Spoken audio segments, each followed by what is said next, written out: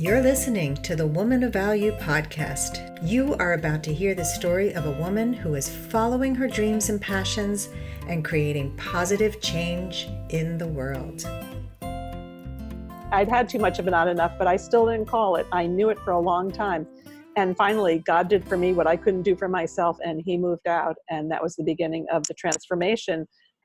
My guest today is Jane Pollak. She has been an artist, an entrepreneur, and an author for most of her life. She has written 3 books. One was based on her work as an artist, as an egg painter. Another was about how she turned her art into a successful business. And the 3rd book just came out this year. It's a memoir about how she stopped settling for crumbs, and now she sits at the banquet table of life. And most important, none of that stuff. It's the fact that Jane is also she's been my mentor. She's been my coach. She is a friend, and she taught me, and I think she's the personification of the quote, "Luck is what happens when preparation meets opportunity." She is one of the most prepared people I know and has had incredible opportunities come into her life. So welcome to the show, Jane. Thank you so much, Sandy. That was such a beautiful introduction. I'm so flattered, and you're such a good mentee. You know, you always did everything I asked you to do and exceeded it all the time. So thank you. And I'm so happy that's what you remember most. I think until I met you, I kind of lived my life sort of in the dark, kind of trying stuff. Things would happen, but it wasn't as deliberate as I was after I took coaching classes and became certified. So what I love to share also is that we had so many things that were parallel in our lives. Both of us went to the same coaching school, CTI, Coaches Training Institute, and both of us were artists. And a friend of ours connected us and said, "You have so many things in common, you have to meet." And you and I met at one of the hardest times in my life when I was just going through a divorce, and I was really just a shadow of who I've become today. Mm-hmm. And you were a big part of that. So thank you. Thank you. And what I remember about that, and look at that, I imitated you and became divorced. So, but you've been one step ahead, and you do it beautifully. So, it's good to follow in your footsteps in that path, because you didn't make it look bad at all. And it's not. It's not. So we'll talk more about that in a little bit. But I want to start with what is a woman of value to you? It was easier for me to think of a friend of mine, because to describe myself is always kind of awkward.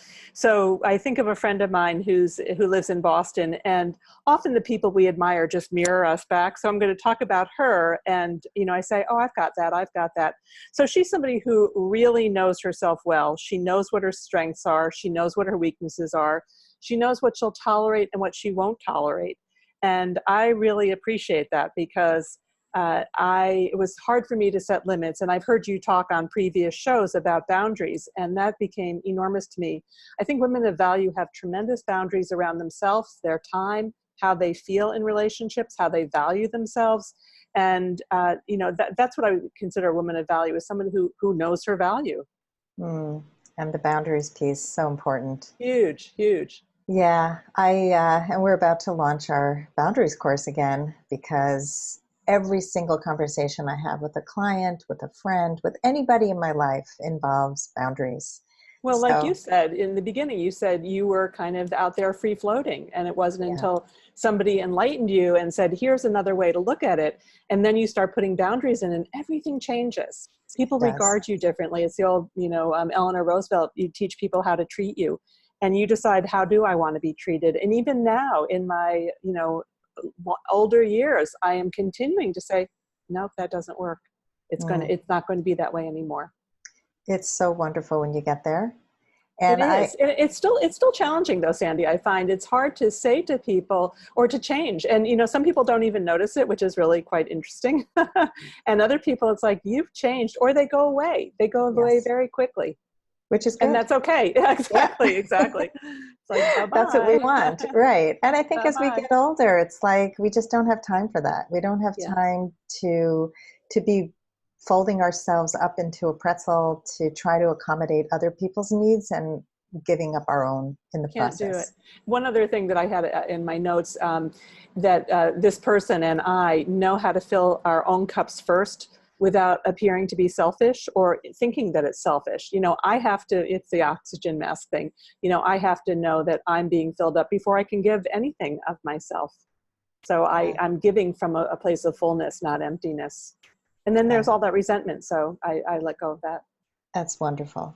And you're a person, I actually use you as an example when we talk about boundaries, in that you're somebody I know how to predict what is going on in your life, because, or when I'm with you, I know that you're taking care of yourself. So for example, you meditate every day, and we've been together where you've said, I have to meditate at such and such a time.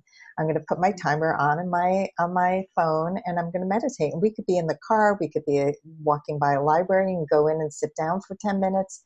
But you have to take care of your needs so that you're a better person. And I love that. I love it. Thank you. It's no longer asking permission, but assuming that, that you will respect that value that I have about myself. It's, I realize that all those things I do contribute to why people like being around me.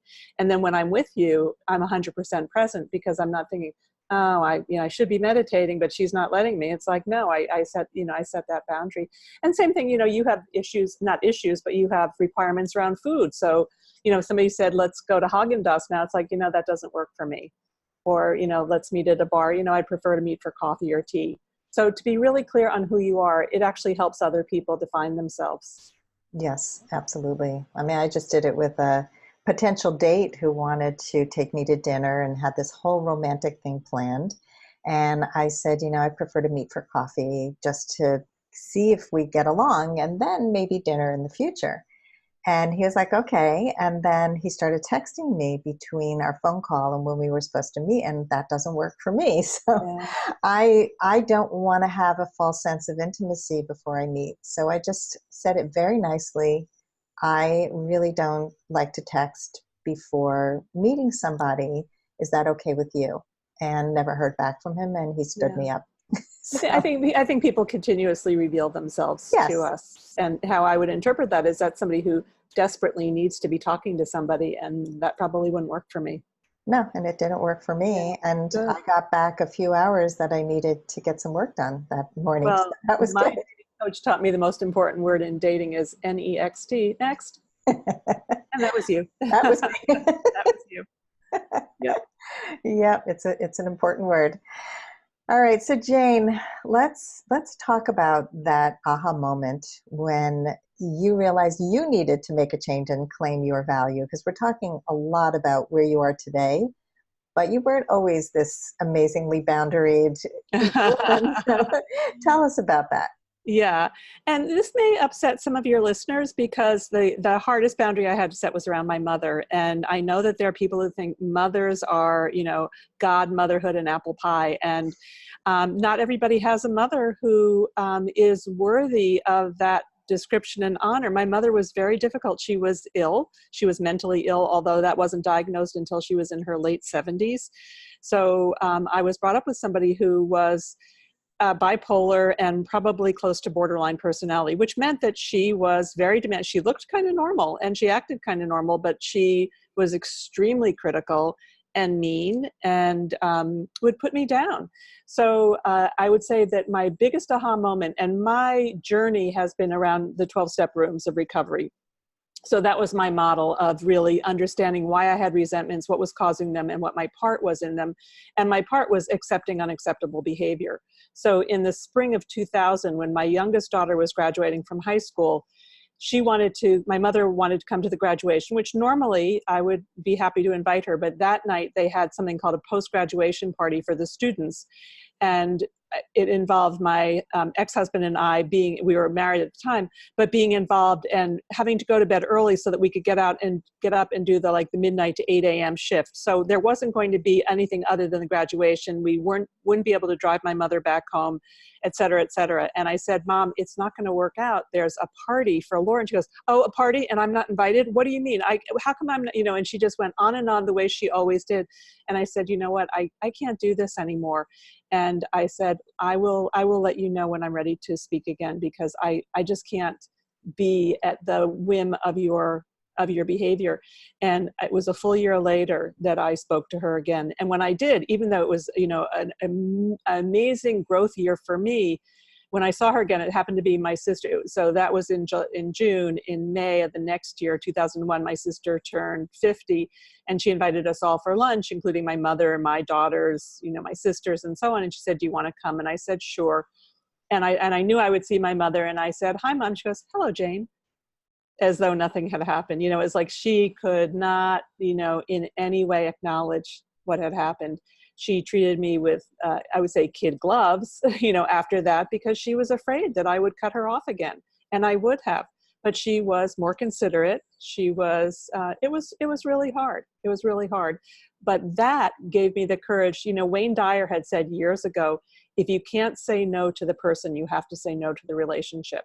And that was a big one to say no to. I had let go of a best friend in 1989. I said, I can't do this relationship anymore. And then I said no to my mother. And then, my ex and I, my husband and I split up. So those were the three primary relationships in my life that had to shift. And then I was free, because those were the people I most tried to please unsuccessfully over and over again. And the definition of insanity is doing the same thing and expecting different results. And I just kept trying harder, and there was no response. So I realized I can't be in this relationship, because these people are incapable of giving me what I want.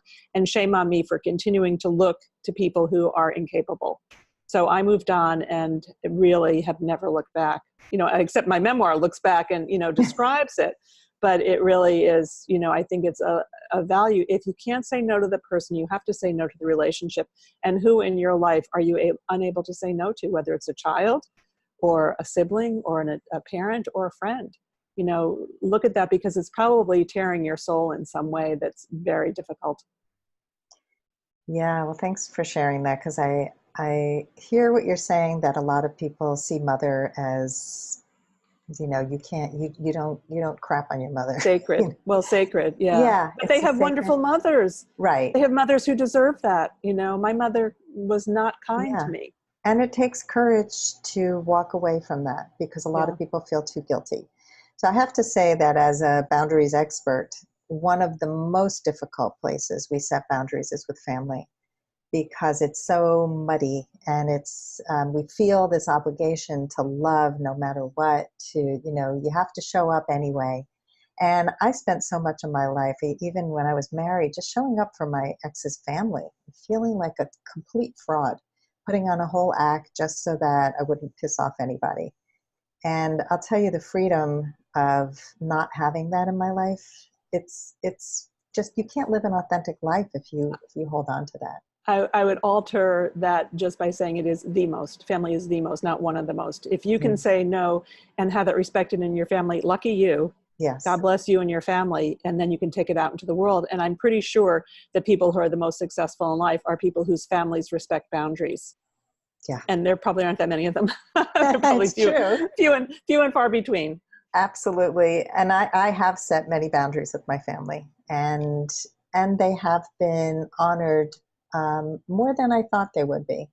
And I didn't do it with, I just want to say I didn't do it with the expectation that they would change in any way, but I knew how to do it to save myself, to save my sanity. Yeah. And what I wanted to say is that they don't thank you right away. Thank you for helping me to see that I need to respect that. But 5, 10, 15 years later, they might say, Mom, that was the most valuable lesson you taught me. Mm-hmm. So it's, really sticking with your guns and doing it anyhow, even though it's not rewarded. I think it's very hard. It continues to be hard to set boundaries.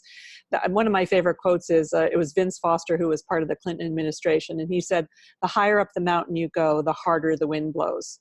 So the saying no, the higher up you go is more and more challenging. So, but it's important, and you're called on to do it at, a very, very high level. But our family is the training ground for sure. Yeah, I totally agree. And I keep thinking of the word leadership, because the more we live in alignment with our values, the more we step into leadership. And if we are visible and we are public, we are even more challenged to be accountable to what's important, and to say no to people who pick your brain to people who want something for nothing. So tell us, like, what are some of the challenges you face today with boundary pushers? It's easier and easier for me to say no. And there, two phrases: I'm not available, and that doesn't work for me. But thank you. Thank you for asking. So it doesn't even entertain or get into the conversation. It's really quite clear.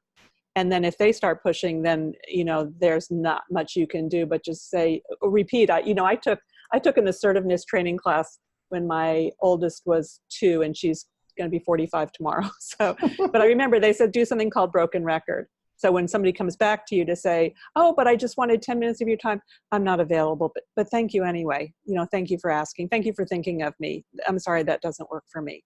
Just broken record until they get it, because then they're the ones who are, pushing your boundaries, and they're not entitled to do that. Yeah.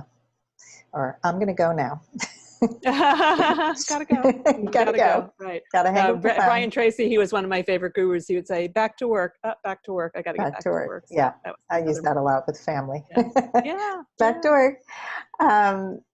So what most of you have seen already, the listeners, is that Jane is a font of quotes. She can quote anybody. And I love that you have, you're pulling out these things and know where the attribution is from, because I had to look up the quote I used at the beginning. So Earl Nightingale is credited for the quote about luck and preparation meets opportunity. But I found that it was from some Roman, I could find out who it is, but it's that's cool. Yeah, totally not who I thought. It was the Roman philosopher Seneca. That's who it was. Wow. But you know what? Many quotes we're all imitating. Yeah, I know. So, Jane, we talked a little bit in the beginning about your memoir, and that was a huge accomplishment. I was with you for most of that journey and just saw it evolve from the beginning. And again, this is a testament to how you work. Very hard, with tenacity, with, just, you don't take no for an answer. And you're also very willing to learn what you don't know and to go get support. These are wonderful traits that you have. So tell us a little bit about how that came about, and then we'll talk about what's happening today because of the memoir. Yeah, thank you. It took 5 years. And I think one of the biggest transformations, this was another aha moment, was I took several classes at Gotham Writers Workshop, which they have online workshops. It's, fantastic courses. And I was taking a 10-week memoir writing course with a wonderful instructor, Cullen Thomas. And what happens is you submit 20 or 25 pages of your manuscript, and 14 people critique it. And they're not generous. they're not generous. They're instructive. And after my first workshop, they call it workshopping my piece, I was in a puddle. And Cullen said, "How are you doing, Jane?" I said, "I feel decimated. I feel so completely criticized, and that I should just hang it up now." And he said, "The only thing we want is for you to be a better writer." And my mother used to say very, very critical things, but she never said anything like, "I'm only trying to help you." Maybe she said that, but that wasn't helpful. It wasn't like, "You have amazing talent and I want you to do the best with it you can." It was very destructive. And so it took me until a ripe old age to understand that criticism actually has value. And I took every single one of their written comments and I revised. And the second time around, I got far more praise. "I like the way you straighten this out. This is so much better." And so I, grit my teeth and, make a fist, but I listen to criticism and I take it knowing they're not out to destroy me or to get me or to say, "Aha, gotcha." They're not sniping. They're really helping me. And so I hired him to be my developmental editor on the book. I took every single one of his changes and it transformed the book.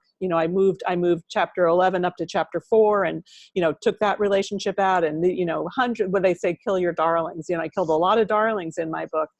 But this was something I needed to do, and very, very pleased with the result of it. I've gotten amazing reviews, and it's doing well.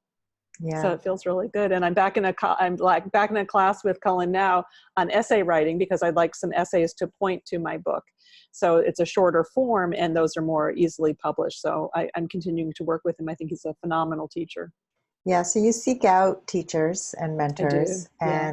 and you take it in, and it's got to be doubly challenging from, your background in having your mother be so critical. So any kind of feedback was just probably taken in as they're trying to take me down. And so to make that transition to they're trying to build me up to my highest self is quite a different way to look at it. And it's something that I teach in my communication training, that when you're going to be talking to somebody and having a difficult conversation, always put your intention out front. Why am I Mm, having this? I'm having this because I want to get closer to you. I'm having this conversation because I care mm. about you and I want to repair the relationship. You put that up front, and somebody is Wow. going to come into the conversation with their guard up. You're going to have a much better chance of connecting. That's beautiful, Sandy. That's really nice. I will say that in a writing class, there's a lot of jealousy and competition, even though we're, having telling completely different stories. I feel it in myself. It's like, well, if he likes that, what is it, a zero-sum game? Like there's, if she gets and there's not enough for me, rather than it's a huge world and there's plenty for everybody. Yeah. But in my family of origin, it was like, well, if you get that piece of cake, then there's less for me to get.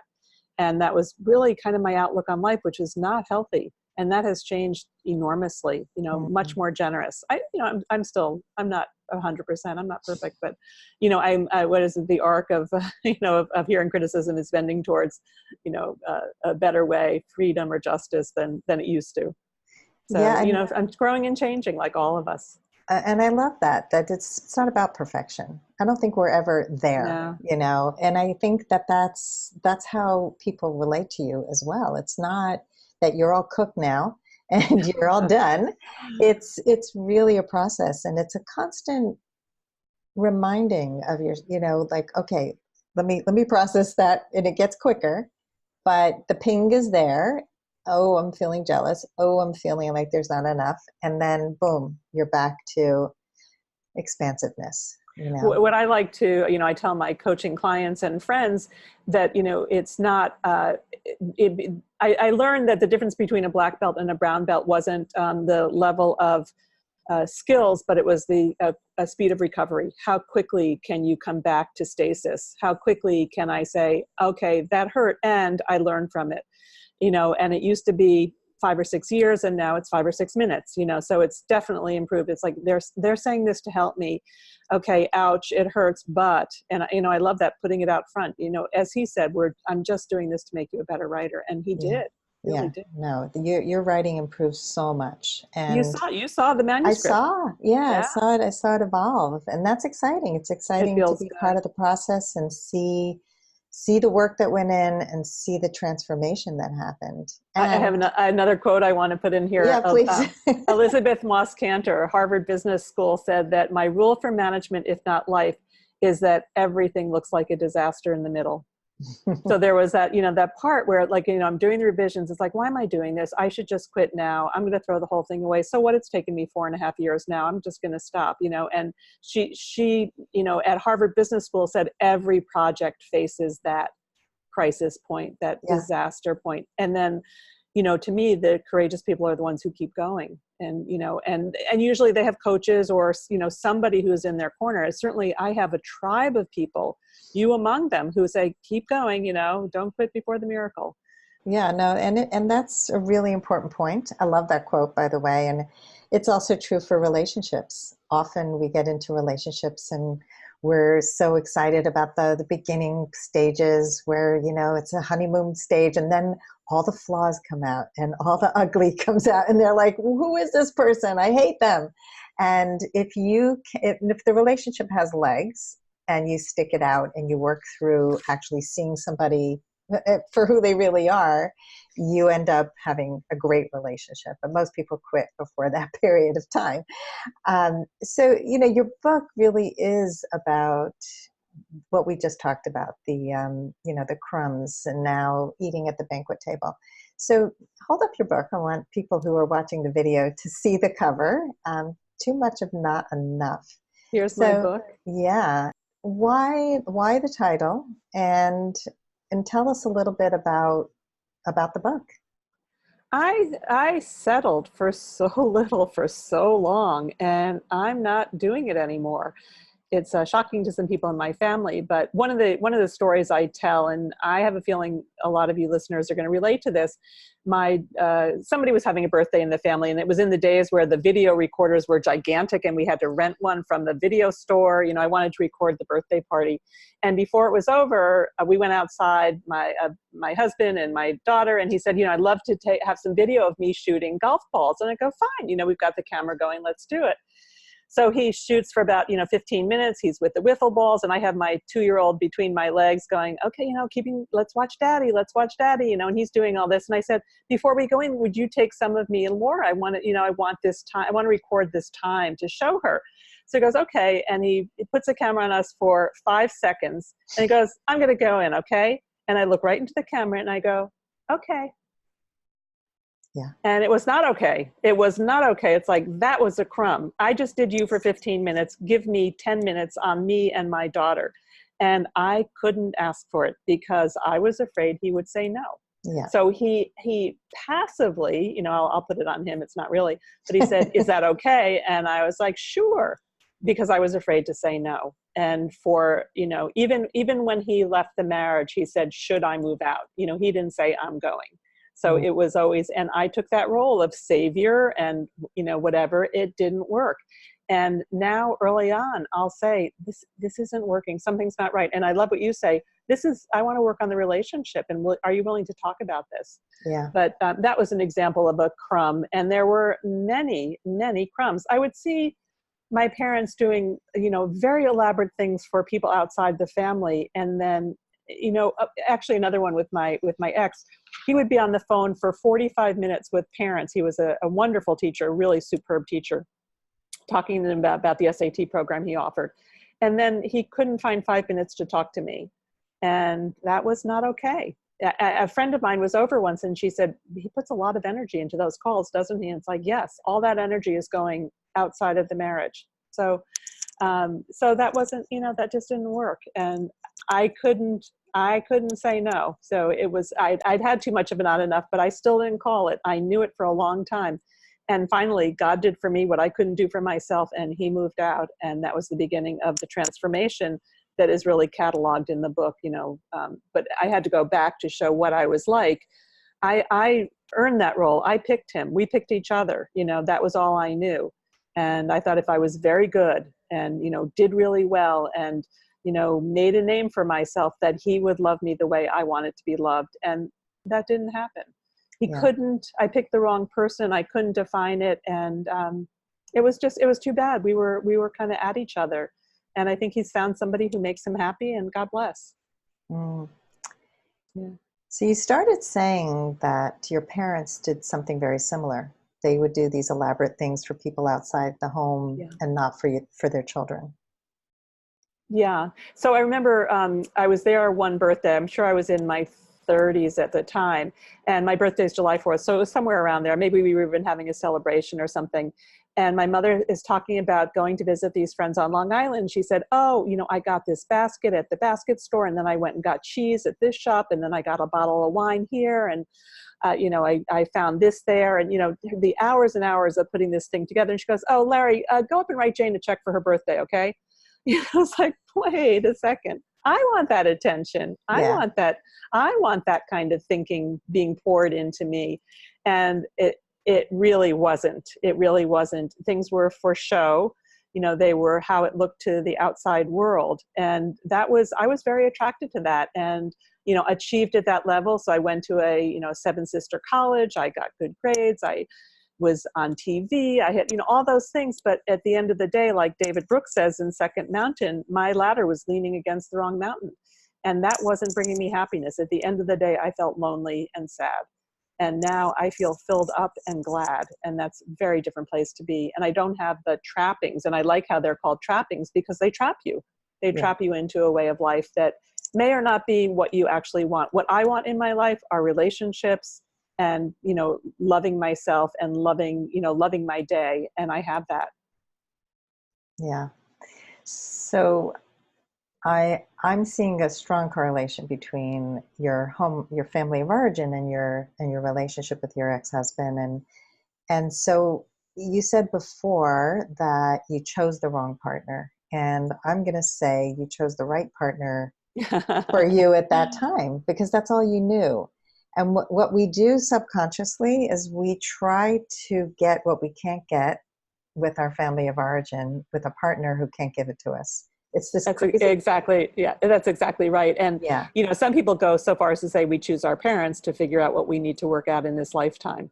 Mm. And I think that's probably true too, but that's exactly right. And then I had a partner who you had met, who was a lovely, lovely man. And I had a relationship for 6.5 years that was very satisfying until it wasn't.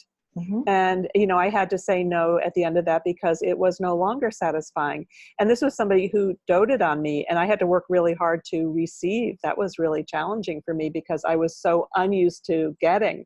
And one example I wrote about it's in my email signature for the Covey Club. I had a vision of 100 things I wanted to be, do, and have. And one of them was to receive a weekly flower arrangement. And like they have in the lobby of the Metropolitan Museum, the Lila Aitchison, there are these unbelievable, I just thought, oh, how glorious to receive flowers. And when I met this man who was so loving to me, he mowed lawns and, took care of people's properties as part of his income. And he would bring me a bouquet every time he came, even to the point of one day he came with nothing in his hands. I thought, oh, and he reached into his pocket and he had a little nosegay of flowers. And then he had a baggie of water and a little vial to put them in. But it was like I was getting flowers delivered from this beautiful man. It was wonderful. And I loved it. It was just, it was very special. And, Yeah. but as I said, I had to feel good enough about myself to allow that in. There's something about being overwhelmed by somebody's generosity that I know a lot of women suffer from. They like to be the givers. They like to be the doers. But when it comes back to them, they sometimes turn people off. They say, no, I can't really receive that. And what I think the bottom line is, I don't feel good enough about myself to have you do this for me. And I was feeling good. And this man made me an Afghan. He crocheted me an Afghan the first year I knew him. Because he knew that I meditated every day. He talked about the meditation, that I had, and he wanted me to have a special blanket that he made, and I could receive that. So, I didn't need a yacht or jewels. But a well thought out, crafted gift. Oh my gosh, I still bring it on. I love that. Yeah, I remember when you met him and you felt seen and heard, and Yeah. that was a number one for you. That was so missing in your last relationship. In my life. So now, even today, there are people that I can be with who, don't see me. And I don't hang out for a very long time because I leave feeling like, why do I feel icky right now? Because I wasn't regarded. And anybody who's in my countenance, I give my full 100%. And that feels very good to people. That doesn't mean they know how to return it. Right. So I'm very careful now. I had, an old boyfriend came back looking for me from my college days. And I said yes. I shouldn't have, but I said yes. And we had lunch together. And I felt like he never even saw me. There was something in his agenda that I was fulfilling, but I did not get anything from that interaction. And it felt really, really bad. Yeah. So that's my last essay. Yeah. It's great. It's all material for what I want to write about. So yeah, and every encounter teaches us something. And it does. But your radar right now is so honed for, am I being seen? Is this relationship, does it feel good? If it doesn't, goodbye. And it's so interesting because I have gone through a similar trajectory, and one of the reasons I went into dating coaching was because I missed red flags, or I wasn't able to speak up when there was a red flag, and I felt like I had no voice for so long. And so to be able to give that back to a woman, or even to my children, to anybody, really, to empower people to show up, stand up, and speak up, which is what my new business, The Woman of Value, is all about, that is so fulfilling. That's really become my mission. And when I see people overlooking the red flags and making excuses for the inexcusable, like you talked about before, I just want to shine that light so much brighter on those red flags and say, look what you're doing, and here's how you can stop doing that. And I don't think we can hear that often enough. I think we who grew up in, the 50s, 60s, and well, maybe 50s and 60s particularly. So the baby boom generation, Mhm. women were so not regarded as they are today. I mean, we were on the cusp of it with the women's lib, coming in the 70s and all that. But still, I mean, we see what's happening in the whole Me Too movement. So I don't think you can stress this enough. Yeah. We need it. We, absolutely need it. And we need people in our lives to regard us, because once you feel it, once you experience it, there's no turning back. You can't put me back into that hole anymore. I don't fit. Yeah. I've gotten way too big for that hole. And anybody who wants to, it's like, no, bye-bye. Yeah. So what do you hope that people will take away from the memoir? So my marriage ended in my early 60s, and I have completely reinvented myself, reimagined myself, become something I never could have done. So I hope that they will find hope, that it's not like, wow, I'm 60 something and it's over. I absolutely want to promise you there is so much left to do, so much left to be and to have. And that, I don't know that I had an example in my life of somebody who was doing it ahead of me. So I want it to be a power of example to anybody going through it. And I have women in their 30s and 40s saying, thank you for writing this, because even naming it, identifying it, and that Me Too in that way, it's like, oh, that's what I suffer from. And it's not okay. I had signals when I was in my 30s, but I had no place to go. I wasn't going to go home to mother. That wasn't an option. I didn't have a friend and it wasn't, it was neglect, and, neglect it is a form of abuse, but, I don't think it would have held up in court. I had no money, and so I stayed. He went to therapy. I went to therapy. It got better. It wasn't a veil of tears. I don't want anybody to think I lived for 38 years miserably. There were high points and wonderful points, but I also didn't know how fulfilled I could be. And Mm-hmm. now I do. So I would like women particularly to see it as a model for fulfillment. That's really where I see it. Beautiful. And when I met you and I was going through my divorce, and I asked you, we started talking about your marriage, and I remember you saying, I'm happily married. I'm married forever. We don't see eye to eye on a lot of things. And there were major things you were talking about, like spirituality. You had like parallel lives, but it was working for you on some level. And that was it for you. Like this is it for life. And I was incredibly naive about that and defensive. And like I said in one part there, if you go to a wedding or a bar mitzvah and they have the band leader, everybody's on the dance floor, and they said, if you've been married less than 5 years, sit down, less than 10 years. And I wanted to be the last couple standing. Mm-hmm. I was clear about that. Marriage was my higher power. It is no longer. Yeah. We did a good job. We raised 3 amazing children yes. Who I'm incredibly proud of. And that was, that was the reason, but it wasn't a lifetime because we were so different. And I thought, well, it's okay because, we lived compatibly, but, there was so much missing. And I settled, and so did he. I will say he didn't, anyhow, it's over. Yeah, let's not belabor. I think he's happy where he is, and Yeah. I'm happy where I am. So yeah, which is important. I feel the same. My ex is happy with somebody new who's so much better suited for him. And yes. we again, good season, and season's over. Yeah, right. And we're amicable. It's not hostile at all. Which is also rare. Not everybody can do that. That's true. What's coming up for me, Jane, is the difference between having the full banquet and feeling like some people could take that too far to say nothing's good enough. Like, I deserve so much, and never being happy with what you have. So can you speak to the difference between... That's a really interesting distinction. As I said, I sort of dined on the crumbs at the banquet table, but I think, if you're a normal, healthy person, there's a time where you feel full. And, it's possible to be glutted or a glutton or to take more, but then you get sick. So I think there's, that's why I love the word enough. I have enough now. I have enough. And it's not, it's what, 1,500 calories, 22,000 calories a day. I'm filled up in every way. And I mean, you can see my surroundings. They're lovely, not lavish. I love my apartment. I have everything I want and need. I had a sign. It was one thing I couldn't find in our move, but it said, desire what you have. There were, the 4 Tibetan flags, desire what you have. And I do. I love what I have. It's just enough that, it's the Goldilocks baby, this chair is just right.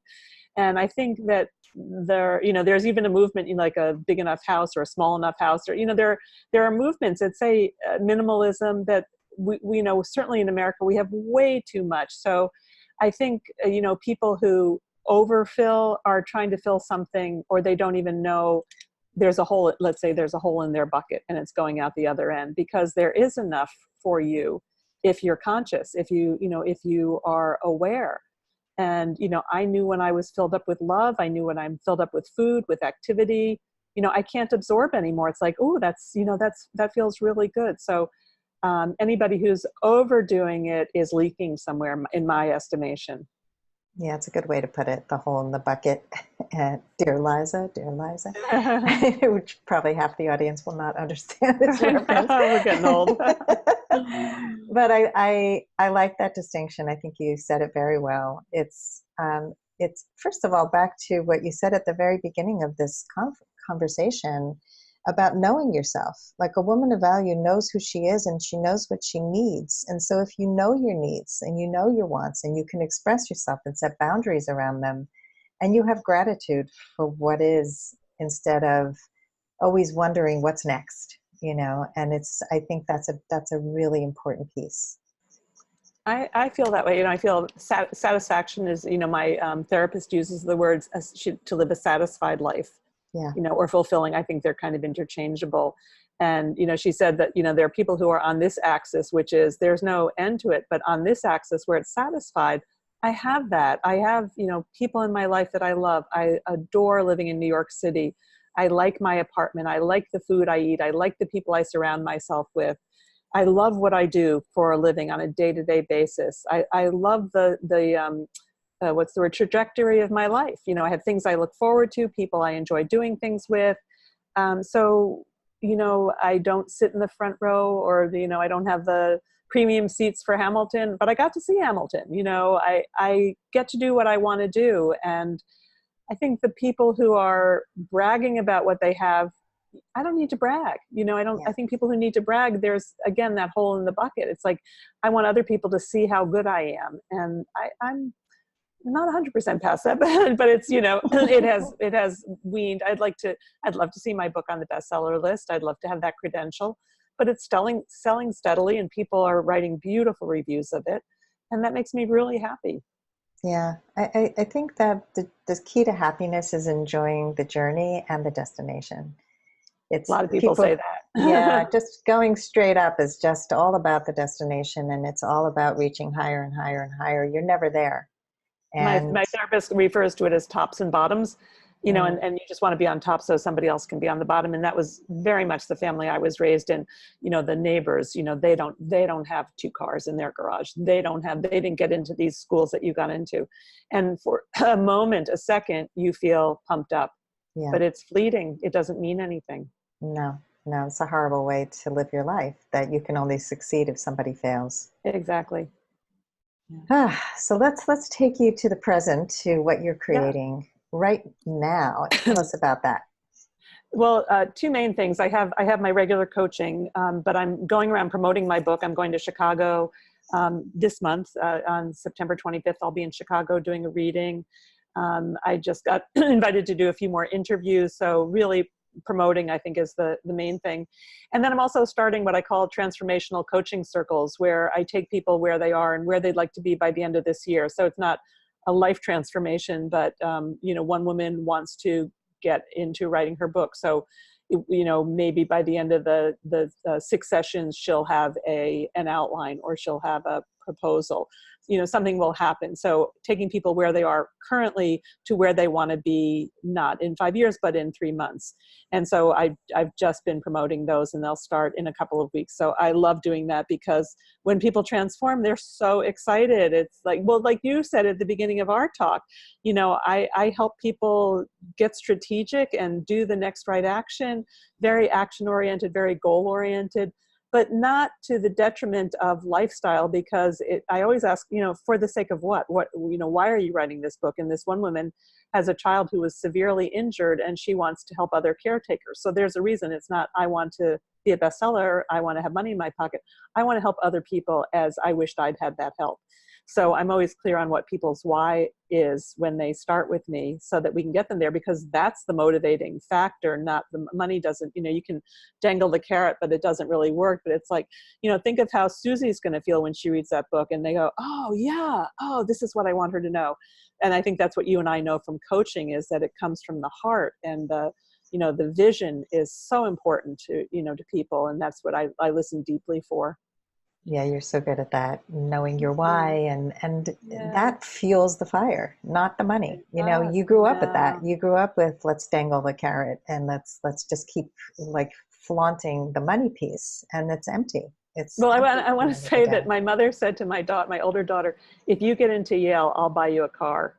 Oh, And my daughter got into Yale and she didn't buy her a car. oh, So it was dangled and then retracted. So oh that was boy. really bad, really bad. Yeah, So yeah, yeah, so that's what I grew up with. I promised, but I never said that. yeah. Crazy False me. promises. Yuck. Yeah, empty promises. So tell us about the future, and you've talked to us a little bit about what's coming in the next few weeks, but what do you see as your vision for the future for yourself and for others? I would like to travel internationally, speaking to groups of women about just all that we've talked about today.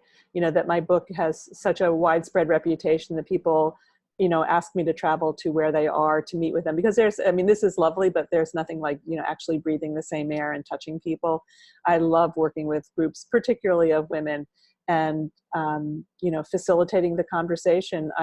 I love to see people bond together and to see them open up. You were at that event. I did something in Connecticut where I asked people to pair up and, answer 3 simple questions and give eye contact for 2 minutes and not be interrupted. And I can't tell you how rare that is. And I set that up, and people, I did it in Florida a few months ago, and these women said, I have a new best friend, because they don't have people to listen to them. And that's really what I was missing. I didn't have somebody who deeply listened to me. And I can structure that for you and make it happen. So I'm doing more of that, and I would like to do that internationally. That's my vision, is that I'm sought after to help people relate to each other and get what they deserve, and not settle for less. Beautiful. There's a Hebrew term called tikkun olam, and you probably know what it is. But for anybody who doesn't know, it's really about repairing the world. And I honestly believe that when you take the wounds that you have from childhood and from any relationships that really hurt you, and you turn it into a treasure that helps other people, that is an incredible gift, and it becomes your legacy, really. It's how we repair the world, and you're doing it, which I think is wonderful. Thank you. I feel like people are relating to it, and I just want to put my arms around them and say, keep going. It's quite a journey, and I wouldn't do one thing differently. Yeah. Now it's time for the lightning round. I'm going to ask you a bunch of quick questions. Okay. And fill in the blank. I used to think I wasn't blank enough. So, all of the above: rich, smart, thin, cute, funny. All of them. Yeah. There isn't one I didn't. I wasn't enough. We'll just take the blank out. There you go. I never thought I was enough, because nobody was reflecting back to me that you are just as you are is enough. And that's really true. Yeah. Such an important message. Yeah. What was the number one thing holding you back from becoming a woman of value? I would say, it sounds terrible to blame, and then I took responsibility, but a mother who didn't believe in me. She didn't believe in herself. Let's put it that way. She was, there's a saying, hurt people. And poor woman, she couldn't give what she didn't have. So I often joke, I say if I had me as a mother, I'd be my daughter, who's incredibly successful. And I'm not saying she doesn't have issues. We all have issues, but she's knocking it out of all my kids are knocking it out of the park, because nobody was saying, you can't do that. And I had somebody telling me, both parents were so scared. They're both, survivors of the Depression, World War II. And They just thought, you can't charge that. No one will, and they were just naysayers. So overcoming that, getting past that, and understanding that they were doing it out of love, even though it was very misguided, and fear that I would be disappointed. When I had the opportunity to an egg for the White House, and I was told it would go to the Smithsonian. And when I told my father, he said, oh, I'm sure only the best ones will go to the Smithsonian. So, how do you hear that? Not like, oh, Dad, come on. It's like, why Ouch. mine wouldn't be the best, and so that was a lifetime of that is very, that's why I'd say that was the hardest thing to overcome. Yeah, that's really, really painful. Yeah. What's the best advice you can give to a woman who wants to become more empowered? I'm sure other guests have said this, trust your gut. There's a lovely, I'm full of sayings, you're right. The body is the midwife to the mind, something Mindell. I can't think of his first, Arnold Mindell. When you get that uh-oh feeling, trust it.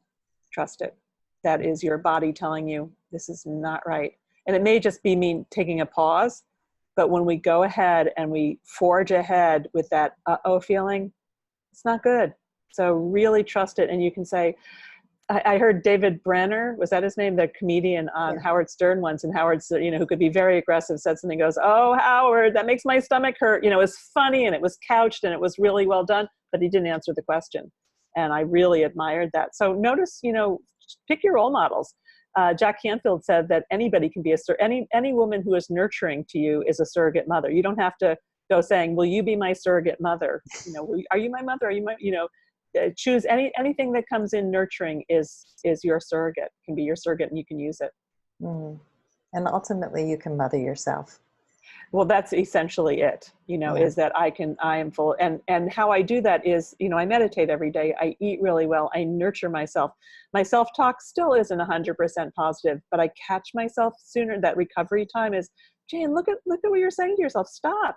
Look how far you've come, and give myself. And I love journaling. There's also writing with your non-dominant hand to say, sweetie, oh my gosh, you are such a gift to this world. Thank you for contributing, and keep doing what you're doing. Is there a passage from your book that you'd like to read? I would love to. I'd actually like to read the one that involved you and me in our relationship. So you ready? I'm ready to go. Okay. So fortunately, another friend of mine had begun coaching women over 40, Sandy, in the dating arena. I hired her to write my profile and consult with me about how to answer the questions. She interviewed me at length and wrote a touching, comprehensive, and real narrative that included humor and irony. The fact that I loved NPR and Howard Stern would make sense to the right guy. Cast a wide net, she advised. Don't make specific income, education, or height a requirement. You might miss a great guy out there who has everything else you want. I took the concept of asking the universe for what I wanted and applied it to dating. To flesh it out, I created a spreadsheet of all the happy couples I knew and wrote down the male partners' names and everything I admired about them in their marriages. Great listener, likes to dance, respects his wife's work as much as his own, can stay in controversy, not afraid of his emotions. After cherry-picking qualities from a dozen males I highly regarded, I had a list of 39 characteristics of the man of my dreams. I wrote another letter to God asking for this person to show up in my life. I could imagine Ben, that was my ex-husband, balking, reading it over my shoulder. Christ, you think there's a God out there who's going to read this and provide the perfect man? Ha! I had internalized his voice as I had internalized my mother's. Now the work became quieting that chorus in my head and moving forward anyway. Every day, Match.com sends its paid members several profiles of potential mates whose algorithms have paired with theirs. Every day, I dutifully emailed a cordial message to each match, noting that we shared an interest in NPR, PBS, or Doc Martin, referencing a tidbit from his profile. I might hear back from 1 in 8 when I did that. Not one to quit, I kept sending out positive messages and agreed to take the man's phone number protocol when offered to dial him up in order to get past the writing stage. Out of habit, I responded to one gentleman's profile when it showed up as a match for me. He lived 70 miles north of Norwalk and had a head full of curly hair and a playful smile. I wasn't wild about the Hawaiian shirt he posed in, but Sandy warned me about prejudging. His screen name, Six Band-Aid, aroused my curiosity. But the line that convinced me to reach out to him read, "Not only can I spell credenza, I know what one is, and I can move yours."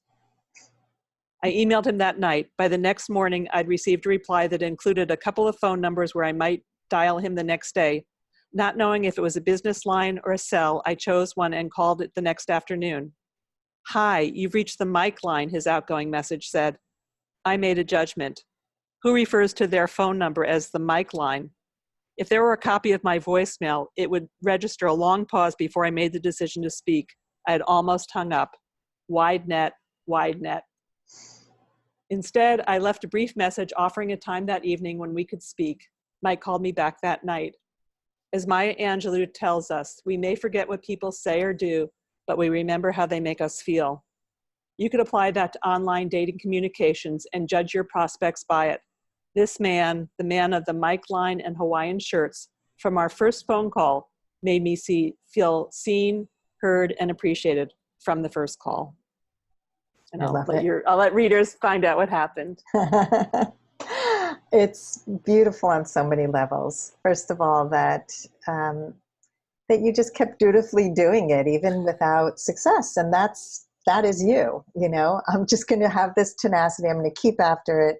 It took me 5 years to get this book published. It took so many emails to get through to Mike, as we're calling him, and the way you felt. And this is something that I wish more people would hear, because so many people have these crazy checklists, and you can apply that to life. Your life, the way you grew up, had a lot of checklists that were irrelevant to you. And dating often has the same thing. And we look for the wrong qualities in friendships, in partners, at work. We don't connect to our heart and how we feel in our body, because our body is so wise, and we need to really pay attention. Absolutely. And I think, going back to the woman of value, it's, that my wish for everybody is that they feel so good about themselves that they won't quit no matter what, because why would they let themselves down? So It's really, for yourself. It's not for the world. It's like, I've got to keep going. There isn't a choice. I remember Jack LaLanne, who I'm sure half of your listeners won't know, but I think he was on Johnny Carson or something like this. And he, did like 50 push-ups at the age of 60 something. And Johnny Carson said something like, the point was, how old would you be if you weren't doing those? It doesn't matter. We're still aging. We're still going to be moving forward. So why not have something that we want to accomplish, as we get older? It doesn't matter if it's 5 years from now. It doesn't matter, because I'm going to be that age anyhow. Yeah. Yeah. So Jane, final question, the legacy question. How would you like to be remembered? I mentioned, that setting boundaries around kids isn't always appreciated. I would like to have gotten to the point in my life where, my family just says, you taught us so much. I would like to say that even though it was hard and we didn't like it for a very long time, we value what you taught us, and we love you for it. I'm not there yet, so I can't die. But I'm hanging on because I believe it so strongly. I believe so strongly in how I'm living my life that I would love. And my legacy, it's not that I don't care what other people think, but we went back to that. Family is the most important, and I would love them to say, you really taught me how to value myself by the example that you set. I think that there is already a lot unspoken. I know you want to hear it, but I think that the lives that they're living and the way they're raising their children and the partners that they chose have a lot to do with the influence that you've had. I know that's true. And what's funny is in the essay class, he said, write down, a provocative first line. And I wrote down, I've broken up with my family, but they don't know it. And I think that's true. I've taken this step back, but this time I do with my mother. It's like, I can't talk to you. And with my friend, it's like, I can't do this anymore. And with my family, it's just like, I'm just not jumping into some of the things I used to jump into. So, it's a silent way, or my own way of doing it with more maturity than I have before. No drama. Well, thank you so much, Jane. My pleasure. You've been twice a guest on the last First Date Radio podcast, and that was some of the most popular shows that we did about nipping it in the bud, about really very similar themes, about really knowing what you want and need, and having a quicker reaction time, having that black belt in boundaries and in really having the best life you can have from the full banquet. So thank you so much. Thank you, Sandy, and I wish it for everybody who's listening to this and all that you know and love. If you would like to step more fully into your value, grab a free copy of The Ultimate Guide to Becoming a Woman of Value on my website, thewomanofvalue.com. Just click the link at the top of the homepage. And if you haven't already done so, be sure to click the subscribe button in your listening app. And if there's something in this episode that inspired you, please share it with others, because the more we share these inspirational stories, the more women of value we will have in this world. I'll see you next time.